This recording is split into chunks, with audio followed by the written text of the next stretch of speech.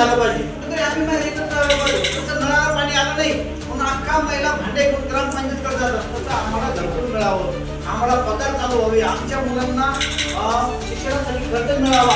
एखादा अपंग व्यक्ती असला तर ग्रामपंचायतीच्या निधीमधून त्याला पैसे दिले जातात दर महिन्याला 2000, 3000, 5000. मग एखादी विधवा महिला झाली तिलाही पैसे दिले पाहिजे. आमची काही मागणी आहे, आमची मागणी अशी की विधवा महिलांना 5,000 मानधन सुरू झालं पाहिजे. ज्या काही योजना आहे त्या बंद करतात, ज्या काही योजना आहे त्या योजना तिला घरापर्यंत द्यायला पाहिजे. मला सांगा, ज्या माणसाच्या पहिला नवरा जाऊ शकत नाही, नवरा सगळ्यात पैसे लेवल असतात. आमच्या अनेक योजना अशा आहेत की त्या आमच्या मुलांना मिळाल्या पाहिजे. याच्यासाठी मराठवाडा इतर महिला हे आमचं काम करत आहे आणि उद्या 7 महिलांची मिळून ठेवली पाहिजे आणि महिलांना जास्त जास्त विकास झाला पाहिजे. मी जास्त रिझल्ट घेत नाही, मी आपले मार्गदर्शक आहे.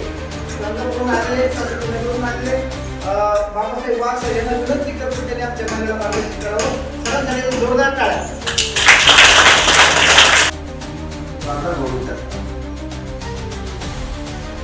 त्या कोणाची गोष्ट सांगत होत्या रामायण आणि महाभारत. ह्या गोष्टी जरी आपल्या समोर आल्या तर मग आता इतकं जरी आवाज होतं सगळं, इतकं जरी सगळं चांगलं होतं तर मग महिलांना इतके वाईट दिवस का आले?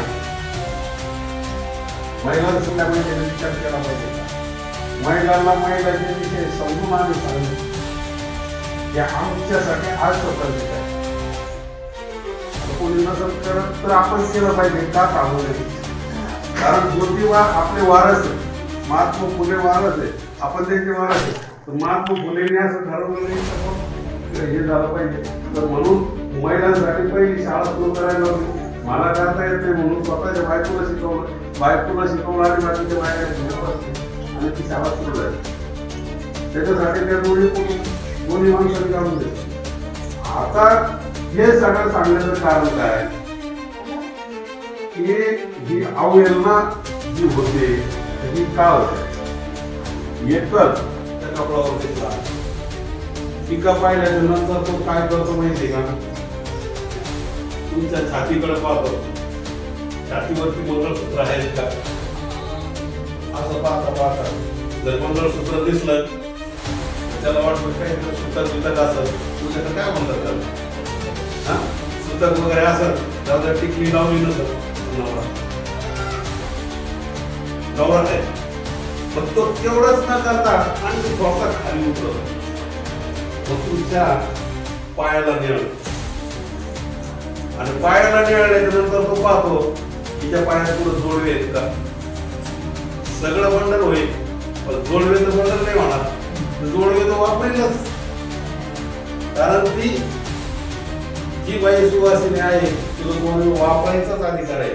त्याच्यामुळं जोडवे तर टिकली लावू शकते, जोडवे तर तशी बाई वापरू शकत.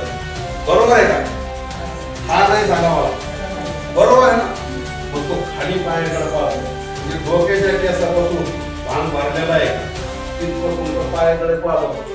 एकदा का त्याला कळलं तर जोडवे तो म्हणतो फिक्सच. आता टिकटॉकचं गाणं आलं ना, पाखरू जाळ्यात आलं या, तसंच आता त्याचं फिरके मन मारायला तयार होतं आणि तो